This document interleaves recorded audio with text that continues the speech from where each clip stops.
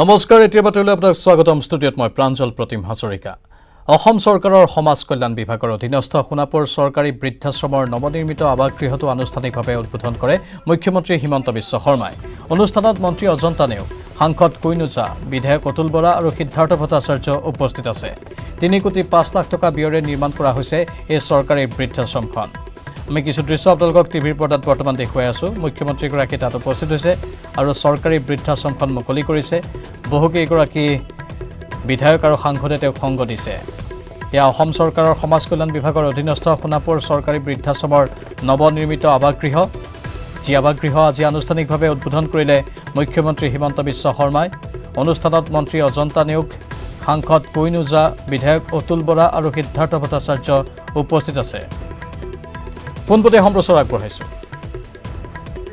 যাত্ৰা পথত আমি আগুৱাই যোৱাৰ সংকল্পৰে মই এই ওল্ড এজ হোম অসমবাসী ৰাইজৰ ওচৰত অৰ্পণ কৰি মই মোৰ বক্তব্যৰ সামৰণি মাৰিছোঁ ইয়াৰ লগতে ছ'চিয়েল ৱেলফেয়াৰ ডিপাৰ্টমেণ্টে আজি এটা ভাল কাম কৰিছে যে 14567 এইটো হ'ল ছিনিয়ৰ চিটিজেন্সৰ হেল্পলাইন নম্বৰ ইয়াতে যদি ফোন কৰে আমি উত্তৰ দিম বিপদত পৰিছে আমি সহায় কৰিম এই গোটেইখিনি কল চেণ্টাৰ নম্বৰটো 14567 এইটো যাতে আমি জনপ্ৰিয় কৰোঁ 4567 খালি আগত 1 টো লগাই দিয়ক লগে লগে মনত থাকিব গতিকে এই ভাল কামটো আমি ৰাইজৰ মাজত লৈ যাম তেনে অনুৰোধ সংবাদ মাধ্যমক কৰি পুনৰবাৰ আপোনালোকক ধন্যবাদ জনাই মই মোৰ বক্তব্যৰ সামৰণি মাৰিছোঁ ধন্যবাদ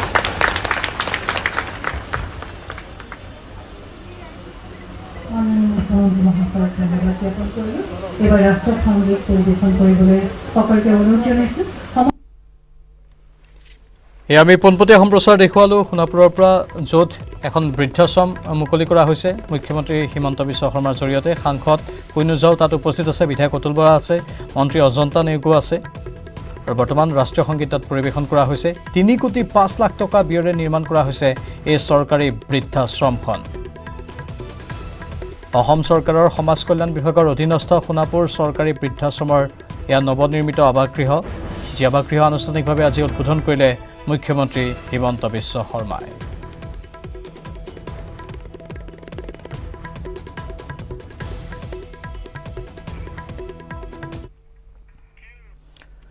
লভলীনা বৰগোহাঁইলৈ ৰেনো ইণ্ডিয়াৰ বিশেষ উপহাৰ অলিম্পিকত পদক জয় কৰি সমগ্ৰ দেশৰ বাবে গৌৰৱ কঢ়িয়াই অনা লভলীনালৈ উপহাৰ এখন ৰেনো কাইগাৰ বাহন মহানগৰীৰ 6 মাইল স্থিত ৰেনো ইণ্টিগ্ৰা শ্ব'ৰুমত অনুষ্ঠিত কৰা হয় কাৰ্যসূচী য'ত প্ৰদান কৰা হয় এই বাহনখন সম্পূৰ্ণ স্পৰ্টি নতুন ৰেনো কাইগাৰ বাহনখনৰ চাবি লভলীনা বৰগোহাঁইৰ হাতত অৰ্পণ কৰে ৰেনো ইণ্ডিয়াৰ বিক্ৰী আৰু বিপণন বিভাগৰ ভাইচ প্ৰেছিডেণ্ট সুধীৰ মালহোত্ৰাই উপহাৰ লাভ কৰি উৎফুল্লিত হৈ পৰিছিল লভলীনা মৰম চেনেহ দিয়াৰ বাবে খুবেই উৎসাহী লভলীনা আৰু তেওঁ সকলোকে ধন্যবাদ জ্ঞাপন কৰে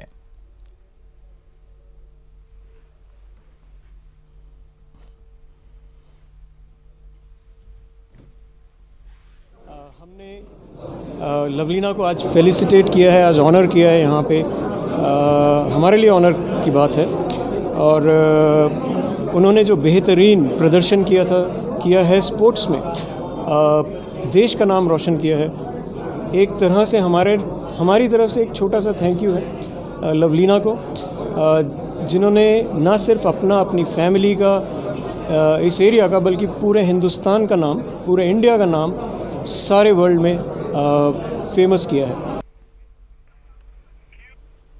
মহানগৰী পৰিবহণ আয়ুক্তৰ কাৰ্যালয়ত প্ৰতিবাদ অসমৰ ভিন্ন গাড়ীৰ মালিক আৰু শ্ৰমিক সন্থাৰ প্ৰতিবাদী কাৰ্যসূচী আন্তঃজিলা যাতায়াত খুলি দিয়াৰ বাবে এই প্ৰতিবাদী কাৰ্যসূচী প্ৰতিবাদকাৰীসকলে মুখ্যমন্ত্ৰী আৰু পৰিবহণ মন্ত্ৰী হাই হাই ধ্বনিৰে উত্তাল কৰি তোলে পৰিবহণ আয়ুক্তৰ কাৰ্যালয় বিধানসভা নিৰ্বাচনত ব্যৱহাৰ কৰা গাড়ীসমূহৰ অনাদায় হৈ থকা বিল ঘূৰাই দিবলৈ আহ্বান প্ৰতিবাদকাৰীসকলে আয়ুক্ত আদিল খানক এখন স্মাৰক পত্ৰ প্ৰদান কৰে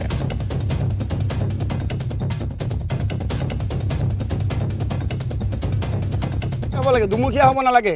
চৰকাৰী অনুষ্ঠানবিলাকত যদি কোভিড প্ৰট'কল একো নমনাকৈ অনুষ্ঠান হ'ব পাৰে, ট্ৰেইনত যদি কোনো কোভিড প্ৰট'কল নাথাকে, অকল বাছৰ ক্ষেত্ৰত বা আমাৰ পৰিবহণৰ যিখিনি যাত্ৰীবাহী গাড়ী এইখিনিতে অকল কোভিড আছে নেকি, এই কোভিড প্ৰট'কলটো অকল আমিয়ে মানিব লাগে নেকি, বেলেগে মানিব নালাগে নেকি? গতিকে চৰকাৰক অনুৰোধ জনাইছোঁ যে আপোনালোকে বিভাগীয় দায়িত্বত থকা মানুহখিনিয়ে বা মন্ত্ৰীসকলে মাননীয় মুখ্যমন্ত্ৰী হিমন্ত বিশ্ব শৰ্মা ডাঙৰীয়াক কৈছোঁ যে আপুনি কোভিড প্ৰট'কল চবৰ ক্ষেত্ৰত সমানে প্ৰযোজ্য কৰক। গতিকে আমাৰ এইটোৱে অনুৰোধ মুখ্যমন্ত্ৰীলৈ যে মটৰ ব্যৱসায়টো সুচল কৰাৰ কাৰণে এই মটৰ ব্যৱসায়ত নিম্নবিত্ত মানুহবিলাকে, সাধাৰণ শ্ৰেণীৰ মানুহবিলাক যাতায়াত কৰে, যিসকল ধনী মানুহ তেওঁলোকৰ এই যাত্ৰীবাহী গাড়ীত তেওঁলোকে ব্যৱহাৰ নকৰে, তেওঁলোকে নিজৰ নিজৰ গাড়ী ইউজ কৰে। গতিকে সাধাৰণ মানুহখিনিক জীয়াই থকাৰ কাৰণে, সাধাৰণ মানুহখিনিৰ ব্যৱস্থা সুচল কৰাৰ কাৰণে আমাৰ এই পৰিবহণ ব্যৱস্থা যাত্ৰীবাহী গাড়ীখিনি অতি সোনকালে আন্তঃজিলা খুলি দিব লাগে। কৰোনাৰ তৃতীয় ঢৌ অহাৰ আশংকাত নিজৰ জীৱন সুৰক্ষাৰ বাবে জনসাধাৰণ ওলাই আহিছে টীকা ল'বলৈ। তৃতীয় ঢৌৰ পূৰ্বে সকলোৱে যাতে নিজকে সুৰক্ষিত কৰি ৰাখিব পাৰে তাৰ বাবে সজাগ হৈছে ৰাইজ। বিশেষকৈ মানালীৰ দৰে পৰ্যটনস্থলীত টীকাকৰণক লৈ জনজাগৰণ অভিযান আৰম্ভ কৰিছে। চাওক আমাৰ এই বিশেষ প্ৰতিবেদন।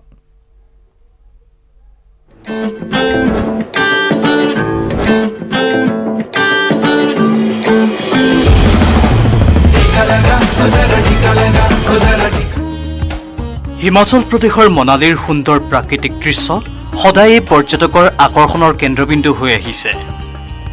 কিন্তু কোভিড-19ৰ প্ৰথম আৰু দ্বিতীয় ঢৌৰ ভয়ংকৰ অৱস্থাৰ বাবে পৰ্যটনৰ ওপৰত নিৰ্ভৰশীল ইয়াৰ অৰ্থব্যৱস্থাক বাৰুকৈ প্ৰভাৱ পেলালে।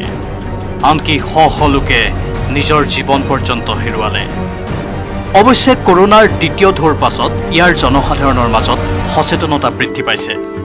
তাৰ মাজতে আকৌ একাংশ এনে লোকো আছে যিসকলে ভেকচিনেশ্যনক গুৰুত্ব দিয়া নাই। কিন্তু এতিয়া স্থানীয় প্ৰশাসন আৰু স্বাস্থ্য বিভাগৰ টীমে মনালীসহ ইয়াৰ আশে পাশে থকা প্ৰত্যেকটো অঞ্চলত ঘৰে ঘৰে গৈ জনসচেতনতা বৃদ্ধি কৰিছে, যাৰ বাবেই এতিয়া লাহে লাহে হ'লেও পৰিস্থিতি কিছু ভাললৈ আহিছে। कोविड को लेकर जो है हम स्पेशल अभियान चला रहे हैं। माल रोड पे बहुत सारे हम लाउड स्पीकर्स जो है हम इंस्टॉल कर रहे हैं, जिसके ऊपर लगातार जो है एडवाइजरी जारी की जाएगी। প্ৰকৃততে বিগত কিছুদিনত মানালী আৰু কুল্লু জিলাত কোভিডৰ সংক্ৰমণ হঠাৎ বৃদ্ধি পাবলৈ ধৰিছিল। সেয়েহে স্থানীয় প্ৰশাসনৰ লগতে স্বাস্থ্য বিভাগে পুনৰবাৰ জোৰদাৰ গতিত নামি পৰে কোভিডৰ বিৰুদ্ধে যুঁজখনত।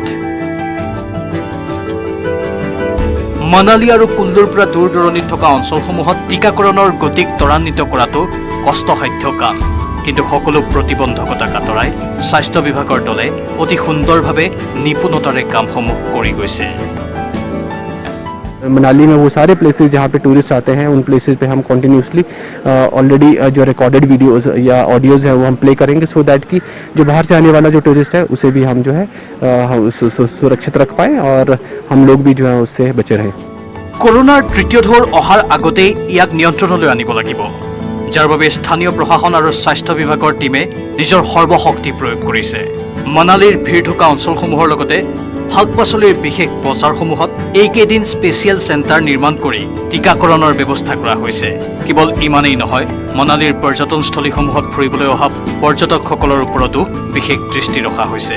আশা কৰা হৈছে টীকাকৰণ আৰু জনসচেতনতাৰ এই প্ৰচেষ্টাৰ জৰিয়তেই মানালীৰ লগতে সমগ্ৰ হিমাচল প্ৰদেশকে কৰোনামুক্ত হিচাপে গঢ়ি তুলিব পৰা যাব। Bureau' report, news 18 network.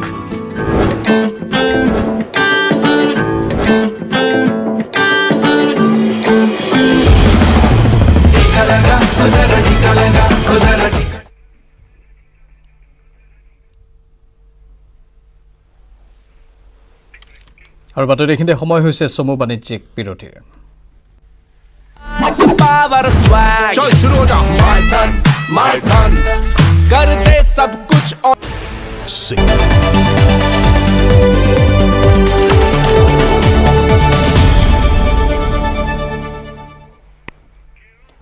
ৰাজ্য চৰকাৰৰ 100দিনীয়া বৰ্ষপূৰ্তিত সফলতাৰ খতিয়ান দিলে মুখ্যমন্ত্ৰীয়ে। কেন্দ্ৰই যোগান ধৰাতকৈ অধিক ভেকচিন দিবলৈ ৰাজ্য চৰকাৰ সক্ষম হোৱা বুলি মন্তব্য। 3 মাহত কোভিড বিৰোধী যুঁজত সফলতাৰ বাবে 1% আক্ৰান্তৰ হাৰ কমা বুলি মন্তব্য। ড্ৰাগছ মানৱ সৰবৰাহৰ বিৰুদ্ধে কঠোৰ চৰকাৰ, মুকলি মনেৰে স্বাধীনতা দিৱস এইবাৰ পালন কৰিব পৰা গ'ল বুলিও উল্লেখ কৰিছে মুখ্যমন্ত্ৰীয়ে।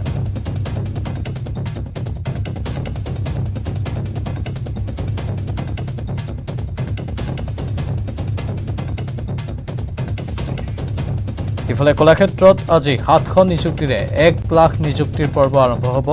মাইক্ৰ' ফাইনেন্সৰ লোন ঋণ মাফক লৈ কাইলৈ কোম্পানীৰ সৈতে MOU কৰা হ'ব বুলি উল্লেখ কৰিছে।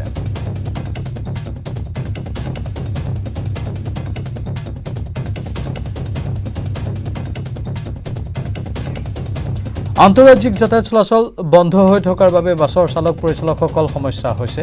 10,000কৈ টকা তেওঁলোকক দিয়া হ'ব। ইয়াৰ ফলত 60,000 লোক উপকৃত হ'ব। 1 ছেপ্টেম্বৰৰ পৰা চলিব দূৰণিবতীয়া বাছ। নামঘৰ আৰু মন্দিৰৰ পূজাৰীসকলক 15,000কৈ দিয়া হ'ব বুলিও উল্লেখ কৰিছে।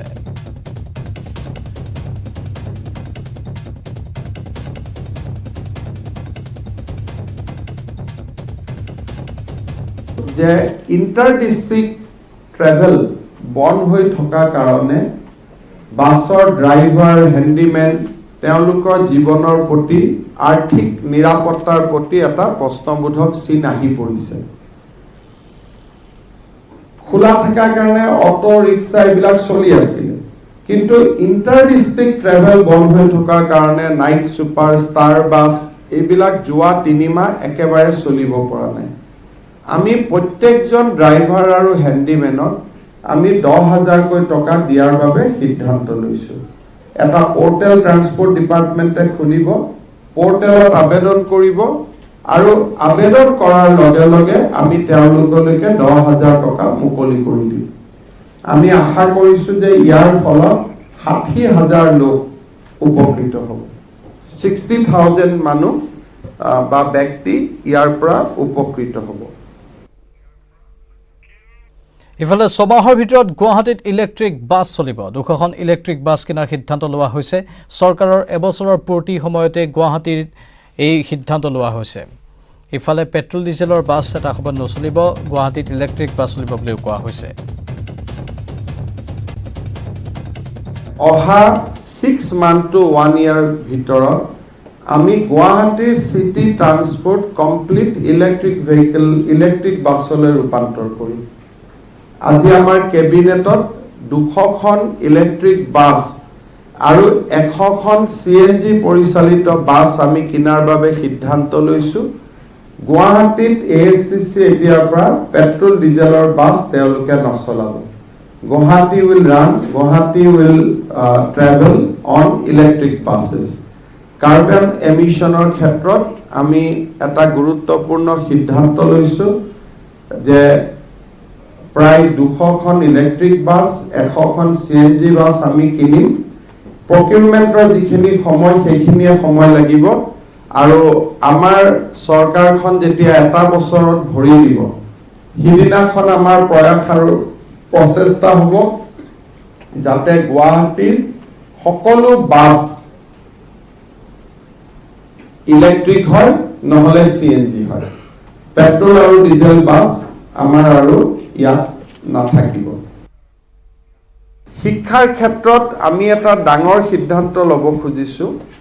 সেইটো হ'ল অহা বছৰৰ পৰা ৰাষ্ট্ৰীয় শিক্ষা নীতি আমি 9, 10, 11, 12 যেটো সিনিয়ৰ সেকেন্ডাৰী স্কুল সেই ব্যৱস্থাটো আমি প্ৰৱৰ্তন কৰিব খুজিছো। তাৰমানে ৰাজ্যখনৰ প্ৰতিখন হাই স্কুলে এতিয়া হায়াৰ সেকেন্ডাৰী হ'ব আৰু ৰাজ্যখনৰ প্ৰতিখন জুনিয়ৰ কলেজে এতিয়া 9, 10 থাকিব। কিমান স্কুল আমাক লাগিব? 5,600 স্কুল আছে। ইমান স্কুল আমাক নালাগে। হয়তো কৰবাত এমেলগামেশন কৰিব লাগিব, কৰবাত আপগ্ৰেড কৰিব লাগিব। বাট এপ্ৰিল 2022 যেতিয়া আমি কলেজ খুলিম আমাৰ প্ৰচেষ্টা থাকিব যাতে আমি সিনিয়ৰ সেকেন্ডাৰী স্কুলৰ কনসেপ্টটো আৰম্ভ কৰিব পাৰো।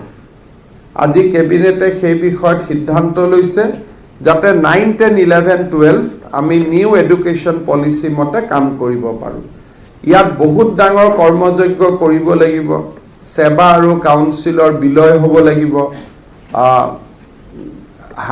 9, 10, 11, 12 মানে বিদ্যালয়বিলাকত পোষ্ট গ্ৰেজুৱেট টিচাৰ বহুত বেছি লাগিব। এই গোটেইখিনি কাম আমি কৰিবৰ বাবে গৈ আছো আৰু এই ক্ষেত্ৰত আমি নিশ্চিতভাৱে সিদ্ধান্ত আমি ল'ম আৰু সেই সিদ্ধান্তত আমি সফল হ'ম। আমাৰ শৈক্ষিক সিলেবাছত এতিয়াৰ পৰা ছাত্ৰ ছাত্ৰীসকলে বিজ্ঞানেই হওক বা কলা শাখাই হওক ভূগোল আৰু বুৰঞ্জী বাধ্যতামূলকভাৱে তেখেতসকলে পঢ়িব লাগিব and that will B A compulsory subject আমি সেই সিদ্ধান্ত আমি গ্ৰহণ কৰিছোঁ সায়েন্স হলেও পঢ়িব লাগিব আৰ্টছ হলেও পঢ়িব লাগিব 9 আৰু 10ত 9 আৰু 10ত কিন্তু আজিকালি সায়েন্স আৰ্টছ নাথাকিব নতুন এডুকেশ্যন পলিচিত এবাৰ দুধনৈত 21,50,000 টকা সহ বৃহৎ পৰিমাণৰ নিচাজাতীয় টেবলেট জব্দ ড্ৰাগছ আৰু নগদ ধন সহ তিনি সৰবৰাহকাৰীক কৰায়ত্ব ধৃত তিনি সৰবৰাহকাৰীৰ এগৰাকী মহিলা মণিপুৰৰ পঞ্জীয়ন নম্বৰৰ বলেৰো বাহনত উদ্ধাৰ টেবলেটখিনি নিচাজাতীয় টেবলেট সহ জব্দ কৰা বলেৰো বাহন দুখনৰ পৰা পিছত পুনৰ 2.5 লাখ টকা উদ্ধাৰ কৰা হৈছে দুধনৈত 21,50,000 টকা সহ বৃহৎ পৰিমাণৰ নিচাজাতীয় টেবলেট জব্দৰ খবৰ আমি জনাইছো ড্ৰাগছ আৰু নগদ ধন সহ তিনি সৰবৰাহকাৰীক কৰায়ত্ব কৰা হৈছে ধৃত তিনি সৰবৰাহকাৰী এগৰাকী মহিলা তিনিজনৰ এগৰাকী মহিলা উদ্ধাৰ হৈছে মণিপুৰৰ পঞ্জীয়ন নম্বৰৰ বলেৰো বাহন এখনত উদ্ধাৰ হৈছে টেবলেটখিনি নিচাজাতীয় টেবলেট সহ জব্দ কৰা বলেৰো বাহন দুখনৰ পৰা পিছত পুনৰ 2.5 লাখ টকা জব্দ কৰা হৈছে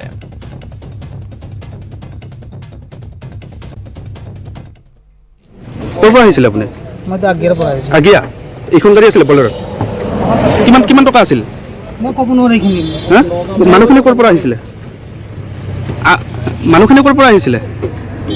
মানুহখিনি ক'ৰ পৰা আহিছিলে এই ড্ৰাইভাৰৰ লগতে এইটো যোগাযোগ আপুনি কিয় আহিছিলে ড্ৰাইভাৰে কৈছে যে এইফালে যাম ঠিক আছে মই আহিছোঁ আপোনাৰ নামটো কি আব্দুল লতিফ ঘৰ বগৰীবাৰী য'ত ডিলিংটো হৈছিলে তাতে ধৰা হৈছে তেলৰ টেংকিটোত লুকুৱাই ৰাখিছিলে আৰু পইচাখিনি ইখন বলেৰোত ৰাখিছিলে সেই বলেৰো মানুহজন পলাবলৈ এতিয়ালৈকে সক্ষম হৈছে আমাৰ অপাৰেশ্যন চলি আছে তেওঁ অতি শীঘ্ৰে কৰায়ত্ব কৰা হ'ব এখন গাড়ী মণিপুৰৰ পৰা আহিছিলে হয় মণিপুৰ নে ক'ৰ পৰা আহিছে নাজানো মণিপুৰ নাম্বাৰৰ হয় আৰু এছপি ছাৰ আহি আছে আপোনালোকক ডিটেইলছটো ভালদৰে জনাব বন্ধ হৈ থকা জাগিৰোডৰ নগাঁও কাগজ কলৰ ভূমি বেদখলৰে একাংশ লোকে মাছৰ ব্যৱসায় চলাই অহাৰ অভিযোগ উত্থাপিত হৈছে কলটোৰ পেলনীয়া পানী জমা হোৱা পৰিত্যক্ত স্থানত মাছ পালন কৰি অহাৰ এই অভিযোগ স্থানীয় লোকৰ কলটো বন্ধ হৈ থকাৰ সুযোগ গ্ৰহণ কৰি একাংশই সেই ভূমি বেদখলৰে চলাই গৈছে ব্যৱসায় চৰকাৰী তথা ৰাজহুৱা সম্পদ নগাঁও কাগজ কলৰ বৃহৎ ভূমি সংৰক্ষণৰ দাবী জনাইছে স্থানীয় লোক তথা কলটোৰ কৰ্মচাৰীসকলে